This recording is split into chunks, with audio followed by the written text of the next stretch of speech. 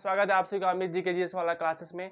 और आज की जो क्लासेस हम लोग करेंगे, जितने भी भारतीय संविधान के इम्पोर्टेंट जो आर्टिकल है, इम्पोर्टेंट जो अनुच्छेद है, जो हमेशा आपको प्रीवियस ईयर एग्जाम में आपको देखने को मिलेगा, उसको आज हम लोग डिस्कस करेंगे। तो ऑलरेडी अब बहुत सारे क्लासेस, एक आपने बताया था कि एक सीरीज आने वाला है, 500 क्वेश्चन का पॉलिटिकल सीरीज आने वाला है, जितने भी जबरदस्त उसमें क्वेश्चन होंगे जो हमेशा आपको एग्जाम में देखने को भी मिलेगा और प्रीवियस ईयर एग्जाम में भी आए होंगे, उस क्वेश्चन को हम लोग डिस्कस करेंगे। तो स्पेशली वो ग्रुप डी और एनटीपीसी के एग्जाम के लिए होगा। तो आज के लिए जो क्लासेस हमारा क्या है, इंपॉर्टेंट जो आर्टिकल है हमारा, उसको हम लोग आज डिस्कस करने वाले हैं। थोड़ी लंबी क्लासेस होगी, बहुत शानदार सी होगी।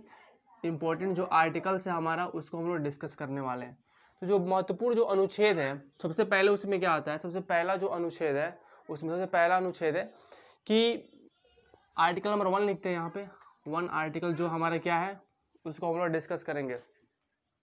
तो सबसे पहले उसमें क्या है, जितनी भी पहले इसमें क्या आता है कि जो भारतीय संविधान का जो पहला आर्टिकल है, ये बताता है कि भारत क्या है, एक राज्यों का संघ है। भारत क्या है, भारत जो है राज्यों का संघ है। ध्यान से समझिएगा एक चीज को, बहुत इंपॉर्टेंट आर्टिकल्स हम लोग डिस्कस करेंगे। भारत क्या है, राज्यों का संघ है। देन तो पहला अनुच्छेद क्या कहता है, भारत राज्यों का संघ है। तो आर्टिकल 2 आता है हमारा, जो आर्टिकल 2 है वो आर्टिकल 2 कहता है कि नए राज्यों की में प्रवेश, और क्या कहता है, नए राज्यों में प्रवेश, नए राज्यों में प्रवेश एवं नए राज्यों का निर्माण, नए राज्यों का निर्माण। तो हमारा जो दूसरा अनुच्छेद है संविधान का, वो कहता है कि नए राज्यों का क्या होगा, प्रवेश होगा, और नए राज्यों का निर्माण की बात करता है। जो संविधान का जो थर्ड आर्टिकल से तीसरा जो अनुच्छेद है, वो ये कहता है कि संसद के द्वारा राज्य की सीमाओं में परिवर्तन होगा और एक नए राज्य की स्थापना होगी। क्या कहता है, जो आर्टिकल हमारा संविधान का थर्ड है, वो कहता है नए राज्यों में, नए राज्यों का स्थापना और सीमा में परिवर्तन, सीमा में परिवर्तन किसके द्वारा किया जाएगा, संसद के द्वारा, परिवर्तन संसद के द्वारा। कंफर्म, ये हमारा आर्टिकल थर्ड कहता है। तो 3 आर्टिकल यहाँ पे हो गए, महत्वपूर्ण इंपॉर्टेंट आर्टिकल। 3 आर्टिकल हमने डिस्कस किया। इसके बाद जो नेक्स्ट हमारा आर्टिकल आता है कि जो अनुच्छेद 76 है, आपने सुना होगा, महान न्यायवादी। सबसे बड़ा भारत का जो भारत सरकार जो उसमें सरकार होती है, सबसे बड़ा एक विधि निर्माण माना जाता है महान न्यायवादी को। तो उसको आर्टिकल किसमें, आर्टिकल 76 में रखा गया है, भारत का महान न्यायवादी, भारत का महान न्यायवादी जो राष्ट्रपति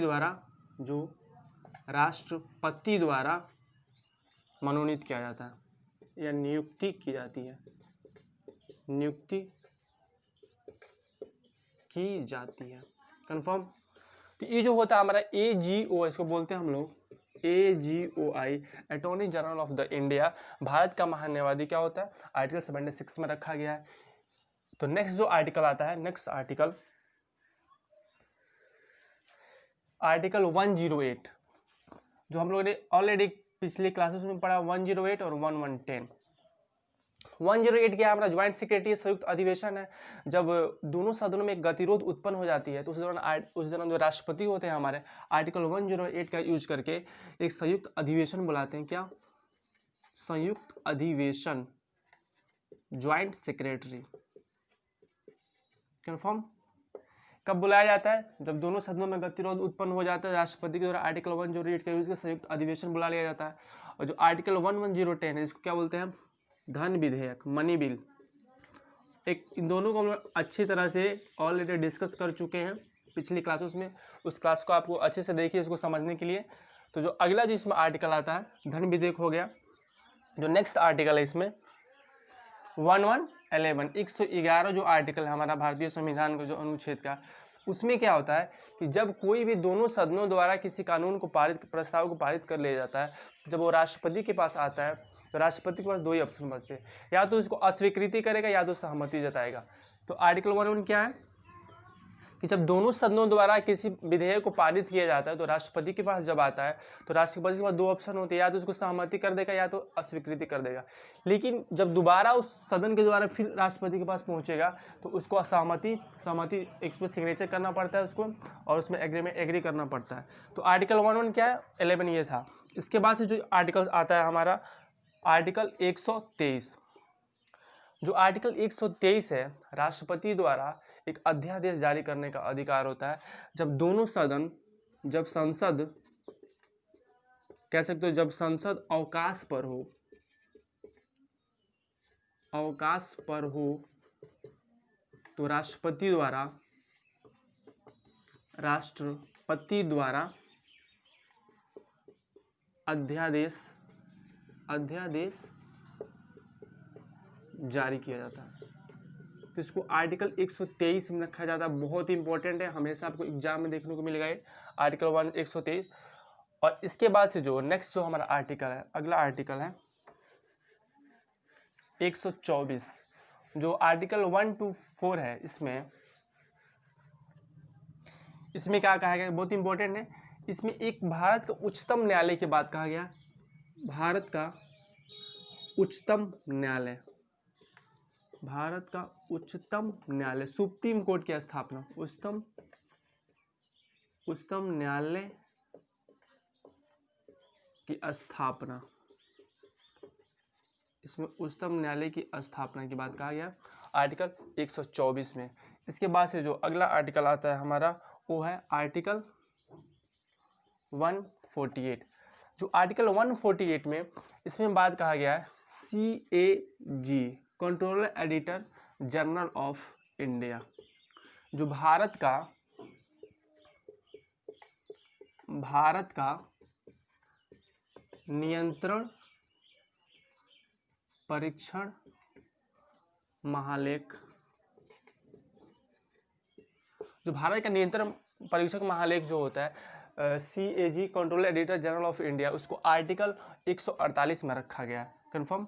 इसके बाद जो नेक्स्ट आर्टिकल आता है, ये आर्टिकल जो भी हो रहा है सारे इंपॉर्टेंट आर्टिकल है। जो नेक्स्ट आर्टिकल है, जो नेक्स्ट हमारा आर्टिकल है कि 248 में एक पार्लियामेंट के पास रेजिडुअल पावर होता है, रेजिडुअल पावर ऑफ पार्लियामेंट, संसद के पास एक विशिष्ट एक शक्तियां होती है। इसमें 248 में बात कहा गया। उसके बाद से जो नेक्स्ट आर्टिकल है हमारा 249। जो आर्टिकल 249 है उसमें एक राज्यसभा के पास एक विशेष पावर होता है जो लोकसभा को मजबूर करता है किसी एक साल पे कानून बनाने के लिए जो राष्ट्रहित में होगा। राज्यसभा चाहे तो 2/3 मेजोरिटी से पास करके के प्रस्ताव को लोकसभा को एक वर्ष के लिए राष्ट्रहित में कानून बनाने के लिए मजबूर कर सकता है। तो इसमें आर्टिकल 249 में इस बात को कहा है। तो राज्यसभा के पास क्या एक पावर होती है 249 में। इसके बाद जो नेक्स्ट हमारा आर्टिकल है, नेक्स्ट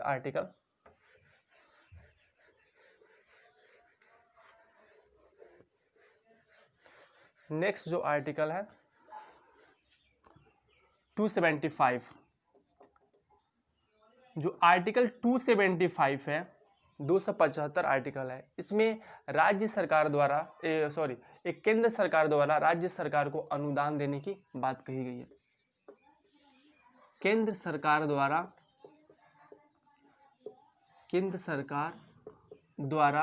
राज्य सरकार को अनुदान देने की, राज्य सरकार को अनुदान की प्रावधान क्या है। आर्टिकल हमारा 270 क्या है, केंद्र सरकार द्वारा राज्य सरकार को अनुदान देने के प्रावधान है। अब इसके बाद से जो आर्टिकल आता है 280 जो बहुत इंपॉर्टेंट है। इसमें राष्ट्रपति द्वारा वित्त आयोग का हर 5वें वर्ष वित्त आयोग का गठन करता है। वित्त आयोग का राष्ट्रपति द्वारा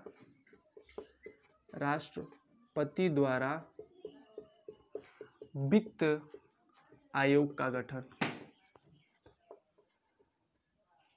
गठन डन। इसमें कहा गया आर्टिकल 280 में जो आर्टिकल अनुच्छेद हमारा 280 है, इसमें कहा गया है।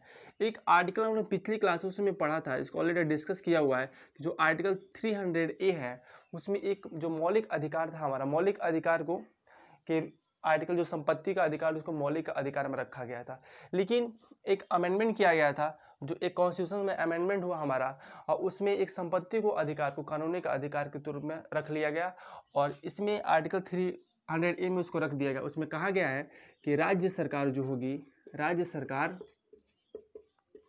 किसी व्यक्ति को उसके संपत्ति से, व्यक्ति को उसके संपत्ति से वंचित नहीं करेगा, वंचित नहीं करेगा। इसमें ये बात था। और दूसरा बात क्या था इसमें कि जो संपत्ति का अधिकार है, संपत्ति का अधिकार को, संपत्ति के अधिकार को एक कानूनी अधिकार मान लिया गया। सबसे इंपॉर्टेंट चीज यही है कि कानूनी अधिकार। अब जो संपत्ति का जो अधिकार है एक मौलिक अधिकार में, एक मूल अधिकार के रूप में नहीं है। इसके बाद से जो नेक्स्ट आर्टिकल है हमारा, नेक्स्ट जो आर्टिकल आता है हमारा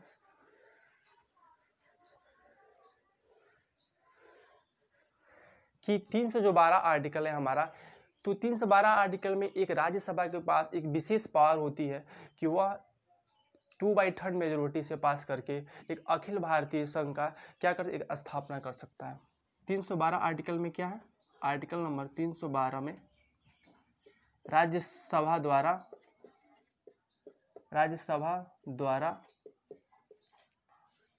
अखिल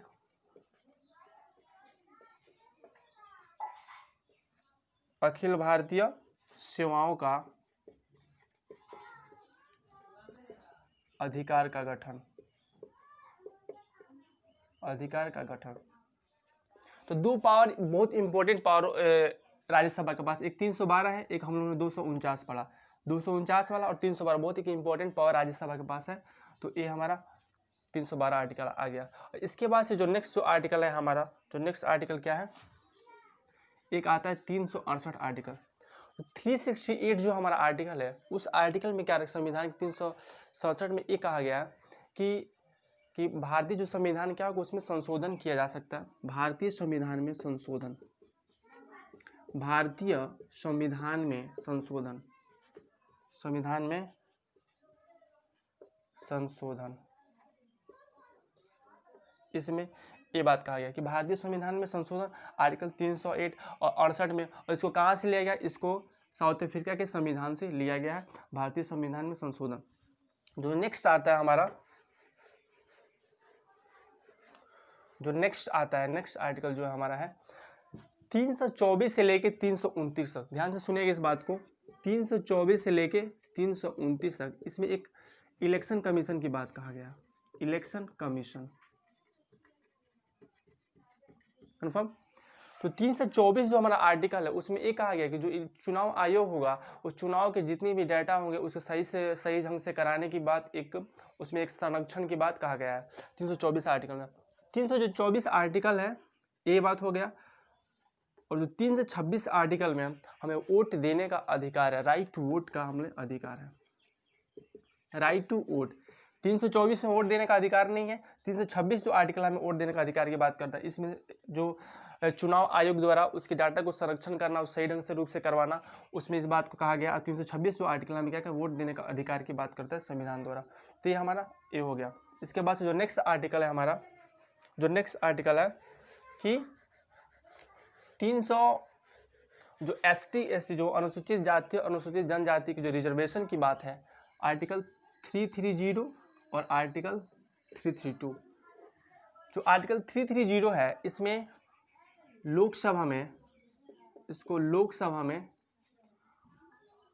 एक ST और SC और ST की रिजर्वेशन की बात कहा गया है, आरक्षण की रिजर्वेशन, कन्फर्म। ये हो गया हमारा। इसके बाद से जो आता है अनुच्छेद 332 में क्या कहा गया, इसमें भी एक लेजिस्लेटिव असेंबली में, लेजिस्लेटिव असेंबली में जो विधानसभा में, इसमें भी SC और ST की रिजर्वेशन की बात कहा गया। ये हमारा लोकसभा में था और ये लेजिस्लेटिव असेंबली में बात किया। तो ये हमारा 330 और 332 आर्टिकल हो गया। इसके बाद जो नेक्स्ट आर्टिकल आता है हमारा 331 और 300, इन दोनों को एक साथ याद किया, 331 आर्टिकल और 333 आर्टिकल, क्योंकि इसमें जो है जो एंग्लो इंडियन जो है, एंग्लो इंडियन जो आंग्ल भारतीय कन्फर्म, इसमें राष्ट्रपति के द्वारा दो एंग्लो इंडियंस को लोकसभा में लोकसभा में एक मनोनीत किया जाता है। 2 एंग्लो इंडियन को लोकसभा में मनोनीत किया जाता है इसमें 331 आर्टिकल में। और जो इसमें हमारा एंग्लो इंडियन को हमारा एक विधानसभा में